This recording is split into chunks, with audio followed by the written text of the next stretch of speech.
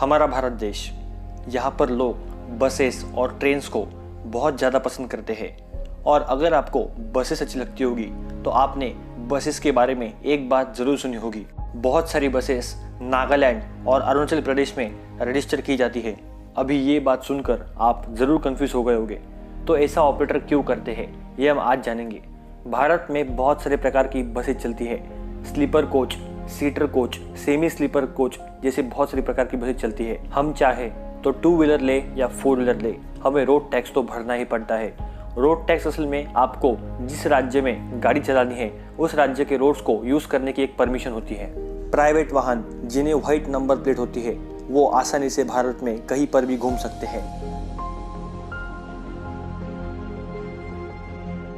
पर कमर्शियल वाहन जिन्हें येलो प्लेट के द्वारा रजिस्टर किया गया है उन्हें अपने स्टेट के अलावा दूसरे राज्य में एंटर होने के लिए और वहाँ के रोड्स को यूज़ करने के लिए एक छोटी सी अमाउंट भरनी पड़ती है, जिसे वो उस राज्य में अपना व्यापार कर सके, जिसे हम परमिट के नाम से जानते हैं।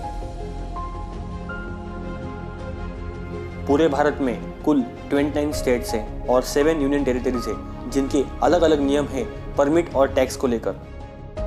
भारत के नागालैंड और अरुणाचल प्रदेश और 2-3 राज्यों को छोड़कर स्लीपर बसेस के नियम बहुत ही स्ट्रिक्ट है, जैसे कि 30 स्लीपर बर्थ के ऊपर आप स्लीपर बस नहीं बना सकते हैं।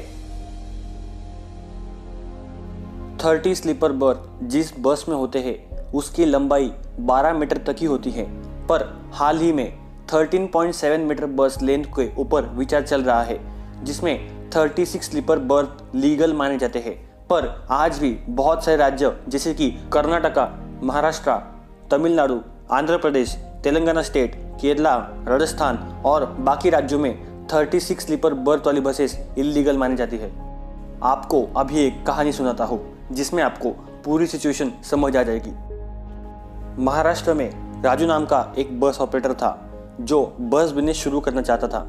उसने महाराष्ट्र से बस की चेसिस ली और उसे कर्नाटका राज्य के बड़े बॉडी बिल्डर के पास वो बनाने के लिए ले गया। वहाँ पर उसने बॉडी बिल्डर से कहा कि मुझे एक बस बनानी है। तो बॉडी बिल्डर ने उससे पूछा कि आप कितने स्लीपर बर्थ वाली बस बनाना चाहते हैं। तो राजू ने सोचा कि ज़्यादा बस बड़ी बनाएंगे तो ज़्यादा मुनाफा कमाएंगे। तो राजू उसे कहता है कि आप मुझे 36 स्लीपर यानी 36 स्लीपर बर्थ वाली बड़ी बस बना कर दीजिए। तो बॉडी बिल्डर उसे उस बस को निर्माण करके या तैयार करके देता है। उसके बाद बस बनकर तैयार हो जाती है और अभी बस को अगर किसी रूट पर चलाना होगा तो उसे रजिस्टर तो करना ही पड़ेगा। राजू अपने नई बस को लेकर अपने राज्य यानी महाराष्ट्र में आता है। महाराष्ट्र के आरटीओ के पास वो जाता है और उनसे कहता है कि हमारी बस को आप रजिस्टर कर दीजिए। बस को चेक करने के बाद आरटीओ उसे सख्त मना कर देता है कि हम आपकी बस को रजिस्टर नहीं करेंगे। ये सुनने के बाद आरटीओ से राजू पूछता है कि आप हमारी बस को रजिस्टर क्यों नहीं कर रहे हैं। तो आरटीओ से बताता है कि हमारे राज्य में इस बस को इलीगल माना जाता है क्योंकि इस बस में आपने 36 स्लीपर बर्थ बनाई है। तो इस बात को सुनकर राजू टेंशन में आ जाता है। तो अपने दोस्त हर्षल को फोन लगाता है। हर्षल तमिलनाडु राज्य का एक बड़ा बस ऑपरेटर है और इस लाइन में वो बहुत सालों से काम करता है। तो हर्षल राजू को कहता है कि आपकी बस हमारे राज्य में तो रजिस्टर नहीं होगी। ये बात सुनकर राजू निराश हो जाता है और वो सोचने लगता है कि मैंने इतनी 50-55 लाख की बस क्यों ली जिसे हम रजिस्टर ही नहीं कर सकते। राजू का एक दूसरा दोस्त होता है जिसका नाम गौरव होता है। गौरव आरटीओ का एजेंट होता है जो राजू को एक सलाह देता है कि आप अपनी बस को नागालैंड, अरुणाचल इन राज्यों में रजिस्टर करवाएं क्योंकि वहाँ पर टैक्स भी कम है और उसी के साथ साथ उसमें आपको दिक्कत भी नहीं आएगी। इस बात को सुनकर राजू को बहुत ज़्यादा खुशी होती है। तो राजू इस बात को सुनकर अपनी बसेस को सीधा लेके जाता है नागालैंड में। नागालैंड के कोहिमा में वो अपनी गाड़ी को रजिस्टर करवाता है और वहाँ पर उसकी बस आराम से रजिस्टर हो जाती है। गाड़ी की रजिस्ट्रेशन होने के बाद राजू नागालैंड से अपनी बस को महाराष्ट्र में लेके आता है। महाराष्ट्र के मुंबई सिटी से कर्नाटक राज्य के बेंगलुरु सिटी तक वो अपनी एक बस सेवा शुरू करता है। कुछ दिन बीतने के बाद उसका बस बिजनेस काफ़ी अच्छा चलने लग जाता है। कस्टमर उसके बसेस को काफ़ी ज़्यादा पसंद करते हैं और उसकी बस उस रूट पर नंबर 1 होती है। इस घटना के कुछ दिनों बाद एक न्यूज़पेपर में एक न्यूज़ आती है जिसमें ये लिखा होता है कि बाहर के राज्य की बड़ी बसेस महाराष्ट्र के राज्य के ऑपरेटर्स को परेशान करती है और उनका कारोबार छीन रही है। इस बात को सुनकर राजू के ऊपर कोई खास फर्क नहीं पड़ता। उस आर्टिकल के छपने के 2 दिन बाद राजू की बस हमेशा की तरह चलती रहती है और शाम को 7 बजे मुंबई से निकलती है और रात 2 बजे राजू को एक फ़ोन आता है और उस फ़ोन पर ये बातचीत होती है। हेलो, मैं RTO 17 से बोल रहा हूँ। आपकी बस को सीज कर लिया गया है। आपको जल्द से जल्द RTO 17 आना पड़ेगा। इस बात को सुनकर राजू की ज़मीन खिसक जाती है और वो बहुत टेंशन में आ जाता है। वो अपनी गाड़ी लेकर वो 17 पहुंच जाता है और वहाँ पे RTO से मिलता है। तो RTO साहब उसे कहते हैं कि आपकी बस इलीगल लिमिट में है, क्योंकि आपकी बस की लेन बहुत ज़्यादा है जो हमारे रोड्स के लिए घातक है।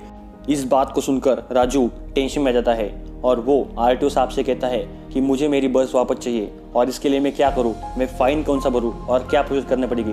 तो RTO से कहता है आपको फ़ाइन तो भरना ही पड़ेगा, उसी के साथ साथ आपको एक और काम करना पड़ेगा। जब ये बात RTO राजू से कहता है तब राजू के मन में बहुत सारे विचार एक साथ आ जाते हैं और वो बहुत निगेटिव सोचने लगता है। पर RTO साहब अच्छे होते हैं और उसे कहते हैं कि आपकी बस को आपको काटना पड़ेगा। और काटने का नाम सुनकर ही राजू डर जाता है और RTO से थोड़ा डिटेल में पूछता है। तो RTO उसे कहते हैं कि आप अपनी बस को 36 स्लीपर बर्थ से 30 स्लीपर बर्थ में कन्वर्ट करके लीजिए और जो छोटा मोटा फाइन होगा वो भर के आप यहाँ से अपनी बस को लेके जाइए। तो राजू वैसा ही करता है और वहाँ के लोकल बॉडी बिल्डर से उस बस को काट कर 30 स्लीपर बर्थ में कन्वर्ट करके देता है और RTO उसे छोड़ देते हैं। इस कहानी से हमें एक ही सीख मिलती है, कम टैक्स के चक्कर में अपने बस के सेफ्टी नॉर्म्स को कॉम्प्रोमाइज़ ना करें और अपनी बस और अपने पैसेंजर को सुरक्षित रखें।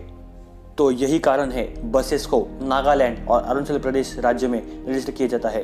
भारत के 60% यानी 60% बसेस को नागालैंड, अरुणाचल, पुडुचेरी, ओडिशा इन राज्यों में रजिस्टर किया जाता है और पूरे भारत में चला जाता है। ये कोई गलत बात नहीं है, ये सिर्फ एक सिस्टम का लूप होल है जिसका फ़ायदा कुछ लोग उठाते हैं। पर एक बात है, चाहे वो बस ऑपरेटर हो या चाहे ट्रक ऑपरेटर, आपको लगता होगा कि ये बहुत सारे पैसे कमाते हैं, पर इनके सारे पैसे tax, permit, check post fees, entry fees इनमें ही चले जाते हैं। इनके बहुत सारे पैसे खर्च हो जाते हैं और इनकी गाड़ियों की EMI तक नहीं निकल पाती। दोस्तों, जाते जाते एक ही बात कहूँगा, इनकी बस ज़रूर बड़ी दिखती है पर इनकी तकलीफ़ें उससे डबल साइज़ की होती है। अगर आपको हमारा ये वीडियो अच्छा लगा होगा तो आप इसको लाइक कर सकते हैं और हमारे चैनल पर आप नए होंगे तो चैनल को सब्सक्राइब करके आप हमारा मनोबल बढ़ा सकते हैं। यहीं पर रुकते हैं। जय हिंद, जय भारत।